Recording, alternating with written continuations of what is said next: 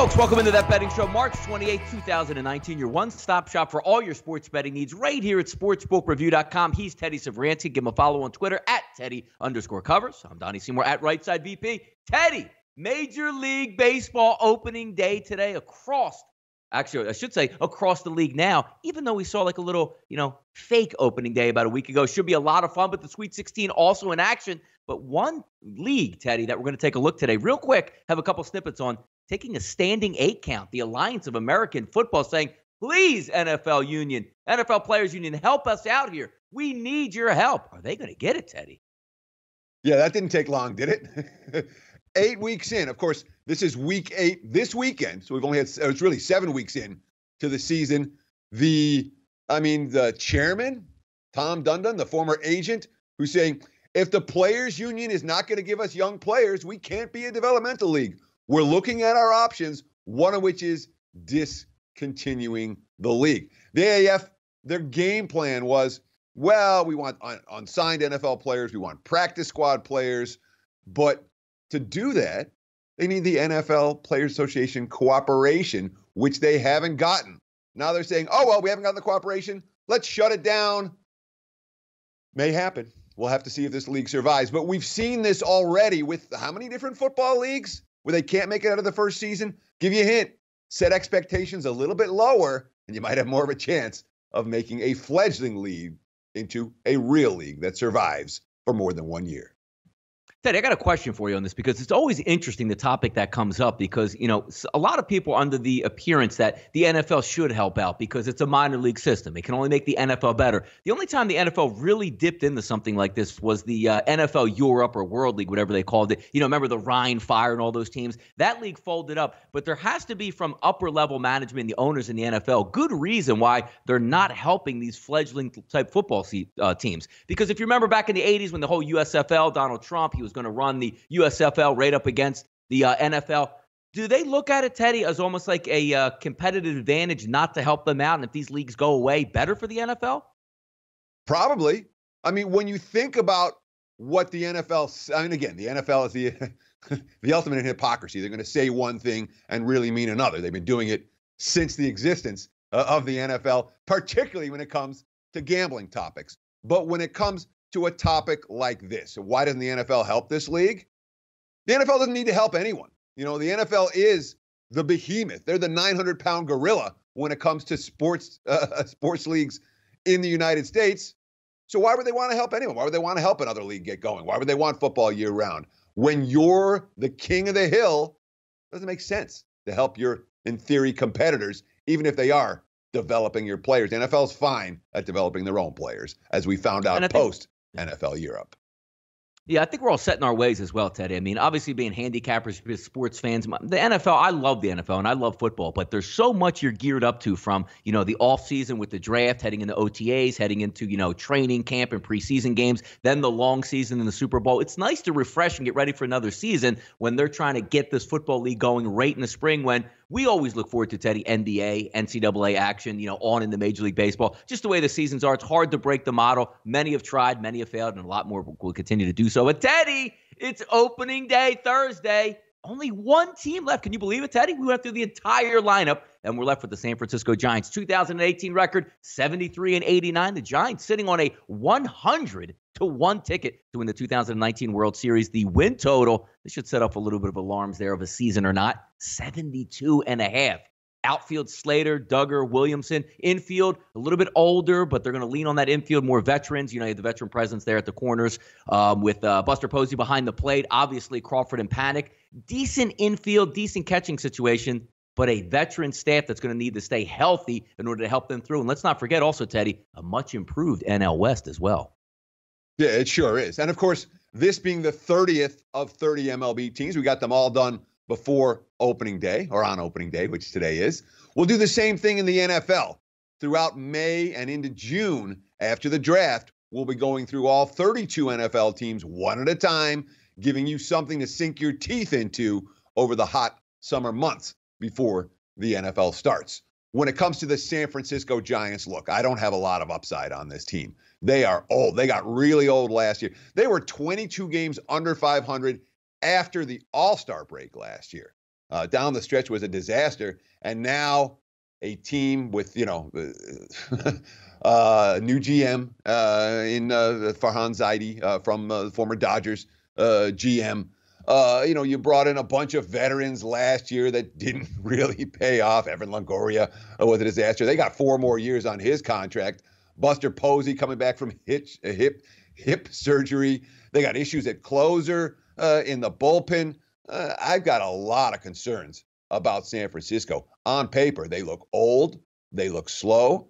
And yeah, the starting staff is going to attract some significant betting attention. Look at Mad Bum.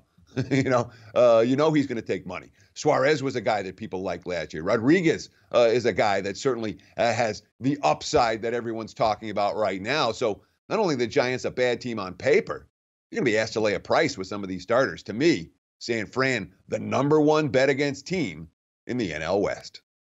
Yeah, Teddy, also taking a look at the actual business side of things. The CEO, Larry Baer, also suspended for a couple months into June. So not a great offseason, made worse by their CEO getting in trouble. And then you see the 72.5 as the team total in the season. Not a lot to look forward to. But then again, Teddy, it's a nice city with San Francisco. Got a nice ballpark. As Pittsburgh used to say, hey, just come out and enjoy the ballpark. It's going to be a great day out here. Let's take a look at some overnight line movers here, Teddy. SBRodds.com, the single place on the internet to get those line movements. They're lighting up this morning. Let's get into some of these games. The Padres getting some movement in early MLB action. Chris opens San Francisco a favorite at minus 114. Flips over to plus 11. We're just hammering the Giants today, Teddy, on this show.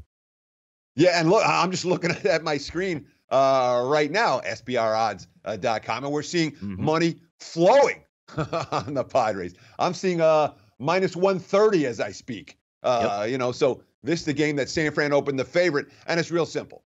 We just talked about the Giants. We just previewed the Giants. Nobody in the advanced metric markets is real excited about San Francisco this year, and the advanced metrics own baseball betting. I mean, flat out. It is a wise guy syndicate market 100%. So it's all about advanced metrics. The Giants are not a team people like. And Mad Bum not getting the love, certainly not today on opening day. Nothing but Padres money. And frankly, I can understand it. Teddy, Phillies line on the move early. Taking a look at some of the lineups, man. 2 powerful lineups going at it today with Atlanta and the Philadelphia Phillies. That line opened up early at 7.5, is now sitting at 8. I'm in the Philadelphia region here, Teddy. Not a bad day here, around 60 degrees, but the wind is blowing out. And again, getting back to the point, looking at those 1 through 8s for both the Atlanta Braves and the Philadelphia Phillies looks pretty strong. Tehran, one of those players where, or a pitcher that struggles at times. If we even took a look at Bryce Harper, Teddy, a recent tweet came through. Bryce Harper, 18 of 40 in his career versus Julio Tehran. Now taking a look at Aaron Nola, obviously the ace of the staff. But if we remember last year, Teddy, in this same opening day scenario, Aaron Nola goes out on the mound. They only allowed him to pitch into 72, 73 pitches last year and then pulled him. The bullpen melts down. Is this more of coming over the summer, Teddy, when we look at the Philadelphia Phillies saying, hey, line opened up at 8, now it's 8.5. Line opened up at 9, now 9.5. Good offense here in town. It sure is. And frankly, when we look at both of these teams, but Philadelphia in particular, these are teams that will hit the baseball this year. And the Phillies, coming into the campaign, my number 1 over team in terms of a game-in, game-out basis. This team's going to score runs. They're going to give up runs. The one exception to that, of course, is Aaron Nola, who has, was their ace a season ago, looks to be their ace again this year, and a guy who's got a pretty good track record against the Atlanta Braves lineup that he'll be facing today. But all that being said, you better believe it. Philadelphia games are going to be bet over the total early on. You can count on it. This line move, a harbinger of things to come. We're talking about the betting marketplace for the Philadelphia Phillies in 2019. I can tell you without a shadow of a doubt, there are wise guys here in Vegas that are salivating, drooling at the opportunity to be betting the Phillies over the total, game in, game out. With the bullpen issues, with the lineup, that's 2 things that mean wise guys expect the Phillies to be in a lot of high-scoring games this season, including one on opening day. You got it. We'll take a look at it all summer long here at sportsbookie.com. But yes, the Philadelphia Phillies game's 85, 90 degrees, heavy humidity, wind blowing out, small ballpark. Should be a lot of fun here. Watch what you bet here on that betting show, Teddy. The Sweet Did we forget about the Sweet 16? It's Major League Baseball opening day. Watch it in the afternoon, then head right to the Sweet 16, 9:57 p.m. tip on TBS at the KFC Yum Center in Louisville, Oregon, and Oregon and Villanova. I wish Villanova was there, but they're not. Virginia, -8 to -8.5, depending on where you're shopping at. Total of 119.5. Moneyline split, +340, -440. Teddy, look at these two teams making money for their backers. Oregon, 22-15 against the number on the season, 5-6 against the spread as an underdog. But how about the neutral court in these tournaments? 7-1 against the number for the Oregon Ducks. Virginia, 24-10 against the spread on the season, 22-10 against the spread as a favorite, and 4-3 against the spread in March. Defense, Teddy. What are we going to take a look at tonight? Yeah, you say first team to 60 wins. First team to 50 might win this one tonight. It certainly has the potential to be a game played at an excruciatingly slow pace. Virginia loves running 30 seconds of offense every time they have the ball. And Oregon, very patient offensively. Certainly when you talk about Peyton Pritchard at the point, how the Ducks done this over the last 5 weeks. It's been 5 weeks since Oregon's lost a game. I know they have 12 losses on the season. Their last loss came on February 23rd. And if you're looking at season-long stats for Oregon, you're going to be in a bad place right now because the Ducks playing well above where they have for the majority of the campaign. You look at their last 3 games, they've been exactly the same. When they beat Washington in the Pac-12 championship game, Wisconsin, UC Irvine, basically the same final scores. They won them all 18, 19, 20 points. They scored between 68 and 73 each time. They gave up between 48 and 54 each time. It was like the same game over and over again. It was just Oregon hangs with them in the first half. The second half, their defense and athleticism just takes teams down. 13 three-pointers made against UC Irvine the other day. And the three-point shooting is going to be huge in this one because Virginia hasn't been hitting threes. Just 26% from beyond the arc their last 4 games. They weren't able to put any distance between them and Gardner-Webb in the first round. They got the money for me against Oklahoma. They never put the Sooners away in that ball game either. So in terms of a betting bandwagon, Oregon's got a huge one right now. Virginia, not so much, especially given their tournament history. Then certainly when we talk about teams playing that are on a roll, Oregon is on that roll. I don't know, there are a whole lot of point guards in the country playing better than Pritchard right now. And Virginia, you got the questions about whether the Cavs, now they survived the first weekend, are going to be able to continue making noise. They did not look comfortable last week. I can understand why the public likes Oregon in this ballgame. I'm in no rush to fade the Ducks. But that being said, I wouldn't be surprised if Oregon's 12-game winning streak comes to an end this evening against the class of Virginia. Not a game that I've gotten involved with a wager so far, Donnie. But, of course, we're pre-tip-off. We'll see what happens after the game tips off tonight. Yep, and it looks like just checking out SBRodds.com, Teddy, on the total movement there. 121 showing up across the board. Even a 122 flashed up for just a brief moment, but 8.5 across the board. You're right. The one point you bring up there with Virginia, Teddy, the threes need to go down because one thing we know about Oregon, if you're driving to the rim and not taking it strong, there will be a block party at the rim for Oregon. Should be a good one. Let's flip it over to the second one tonight, Teddy. Texas Tech and Michigan set to tip in Anaheim tonight, 9:39 Eastern time tip-off from the Honda Center in Anaheim, California. Texas Tech comes into this matchup, Teddy, after beating Northern Kentucky 72-57, and Buffalo, everybody's love child out of the MAC, 78-58. Michigan comes in beating Montana 74-55 and knocking off Florida 64-49. Good matchup, good even split with tickets here, Teddy. Line, as we're taking a look right now, -1.5 total, right around that 125 range. A lot of people, we all know about Michigan, especially on the East Coast here. Texas Tech usually flying under the radar here. Good basketball team. Oh, yeah. And we talk about a program that's been reborn or revitalized. Chris Beard, 3 years at Texas Tech. He took a nothing program, and here they are in the Sweet 16. Beard, of course, won big dance game as Arkansas Little Rock. He's 6-2 straight up in his tournament experience. But John Beilein, 20-7 straight up his last 27 NCAA games dating back to 2009. So both coaches have had great success in the big dance in recent years. You look at these two teams, they're mirror images in a lot of ways. Both teams making their mettle on the defensive side of the court. Texas Tech, second nationally in field goal percentage defense, fourth in scoring defense. Michigan, second nationally in scoring defense. Much like the first game we talked about, this is the type of game that someone gets to 60, they're likely to win. So you say, all right, we're not going to see any transition buckets in this game. Every single possession is going to be contested. Who's going to be able to handle the half-court pressure best?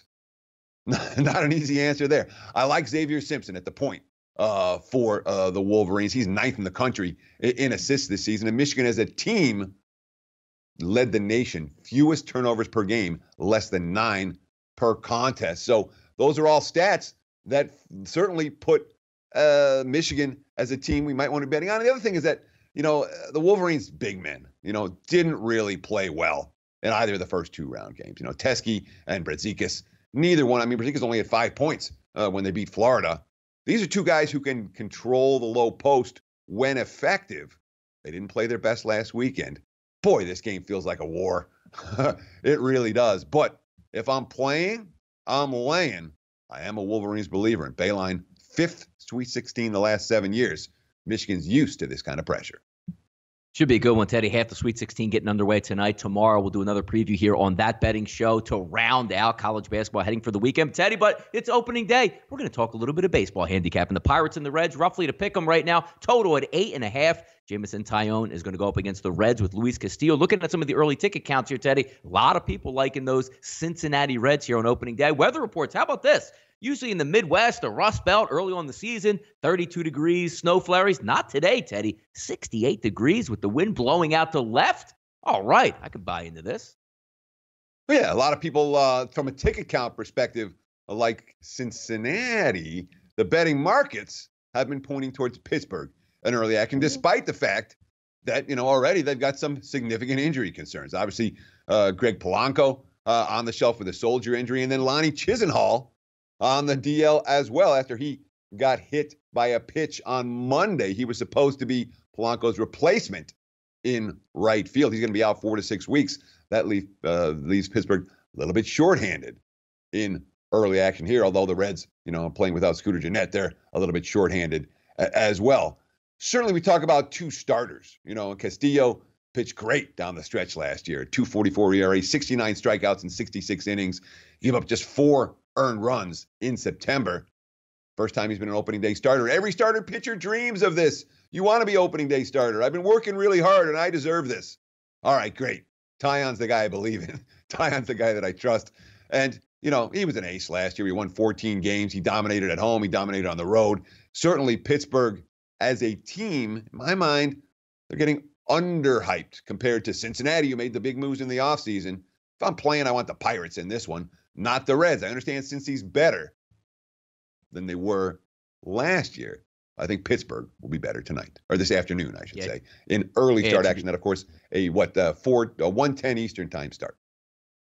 Yep, I believe also the Cincinnati gets a nice little parade, opening day in the city. Nice. Everybody thinks they can win. Now we're going to flip it over here to a little bit of off the mic section. It is Major League Baseball season. We are going to be wagering on the games, but just a couple point of views here. My general thoughts on Major League Baseball, especially early, betting light favorites, mostly leaning on dogs. The reason I do that here is obviously it's not hitting weather yet, as we like to say. The pitchers aren't stretched out all the way. So are you going to let your ace opening day and, 55, 60 degrees throw 112 pitches to start the season? Finally not. Sometimes we're looking at those bullpens. Who's going to nail down that closer role? Who's going to be comfortable in that 7-hole, 8-hole, setting up the closers for the game? It's interesting to watch Major League Baseball as the season starts. And also, Teddy, when we take a look at just betting into strategy, most teams excited early in the season. We can win. We can get after it. We can make the playoffs. And then as you see May come along and June come along, where these teams look up in the stands and go, you know what? We are really bad. So interesting thoughts to start the MLB season, Teddy. Just a couple pointers maybe from yourself on how you approach the opening the Major League Baseball season. Sure, yeah. I mean, hope springs eternal coming out of spring training and even into April. Of course, all that changes once the season really gets underway. But this is a grind. It is a 162-game, 30-team grind. There'll be games into October and potentially November. Pace yourself. That's all I'm going to say is pace yourself. Personally, I know that in March, my focus is college basketball and the NBA. It has not been on MLB. There are years where I spent a bunch of time in March working on MLB, and you know what I found? What happens in spring training has very little correlation to what happens in the regular season. You do all this research on the pitchers. Oh, they had a great spring training, and they come out and get lit up. So, as a result, based on my experience, I've never won the first 2 weeks of the season. Never. I went back and looked 10 years. I haven't won in the first 2 weeks of the season. So you know what I do? I sit them out. I'm not even going to get involved in terms of maybe a quarter unit, a little something. Full unit wagers for me are at least 10 games out, probably 2 weeks before I fully get involved. I want to see what these guys are actually doing in the real season. And oh, by the way, I'm a streak rider. Give me some streaks to ride. There are no streaks to ride on opening day. Look at that, some betting tidbits from Teddy Covers right here on That Betting Show. And look at this, got you in and out in under 20 minutes on opening day, the Sweet 16. You guys are going to be busy out there today. Thank you for tuning in for your one-stop shop for all your sports betting needs right here at sportsbookreview.com. He's Teddy Savransky. Give him a follow on Twitter at Teddy_Covers. I'm Donnie Seymour at Rightside VP. We'll be back tomorrow to cover what happened on opening day and who's looking good in the Sweet 16. Cash your tickets, folks. Good luck.